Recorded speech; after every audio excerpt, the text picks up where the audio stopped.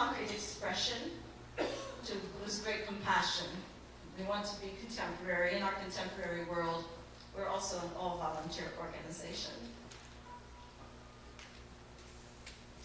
I think we have already heard from Bhikkhu Bodhi about how we came to be an organization.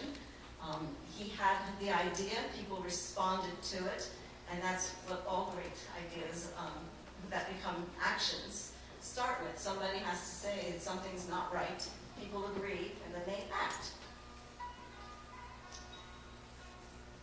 The special challenge in Buddhism is to stand up as an advocate for justice. It is a deeply moral challenge, as absolutely, and these are the words of our own Bhikkhu Bodhi. Our mission is to provide relief to the poor and needy throughout the world. The projects we choose to support are not projects that are only feeding hungry Buddhists. They are feeding the hungry poor of the largely Buddhist countries where we work.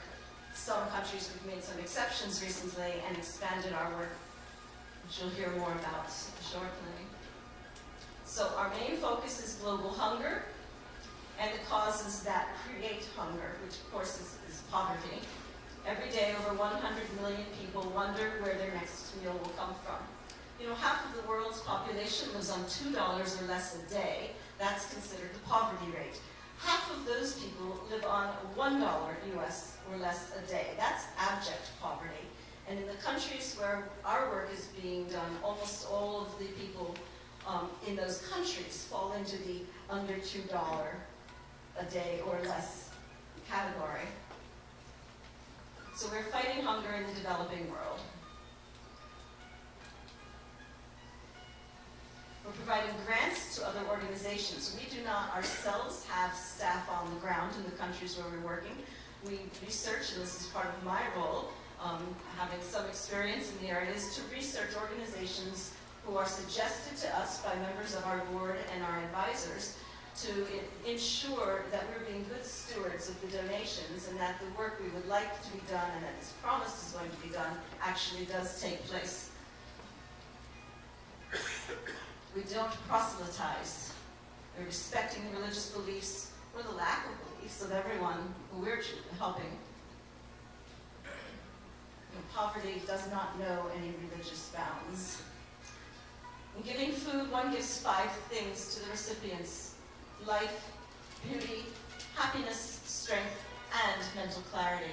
In giving these 5 things, one in turn partakes of life, beauty, happiness, strength, and mental clarity.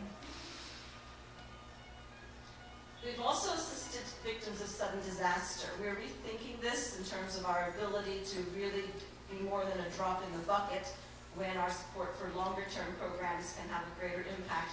But we have chosen to respond to emergencies, specifically Cyclone Nargis, and I'll show you a slide or two about that work. So essentially we're providing food relief, helping to make sure that there's clean water, and supporting education. We all know a more educated population is more likely to be able to take care of themselves economically, and then therefore, particularly with women and girls, the incomes will go toward food and family needs. And enhancing local infrastructures. That's in the sense of giving women a skill set that they can participate in society. So we raise funds for food relief and related projects from private donors and philanthropic organizations.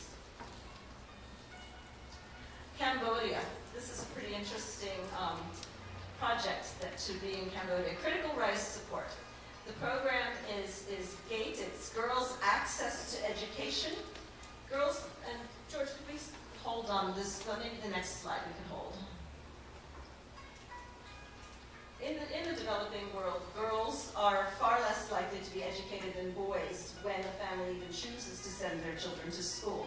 So not only are girls less educated, they're also more likely to be used as breadwinners in the family. And sometimes, particularly in areas like Cambodia, their use to the family can be through sexual trafficking, organized begging gangs, very unhealthy activities for young girls who are not in school. And so the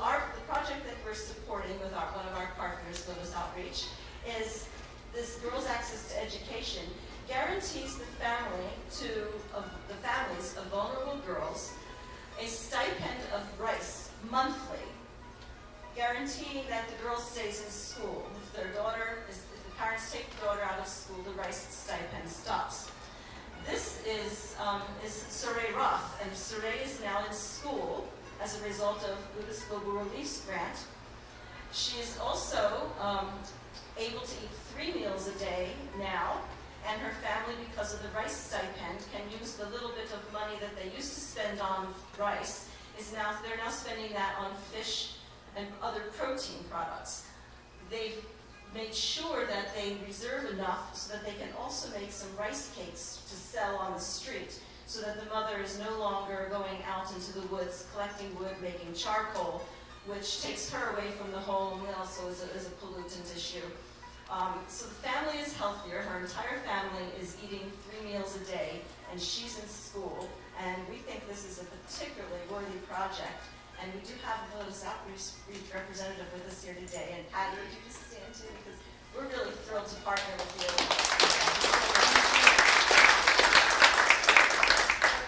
So that's Surrey Roth, and I'm really happy to introduce you to her. She doesn't know that we all now know who she is.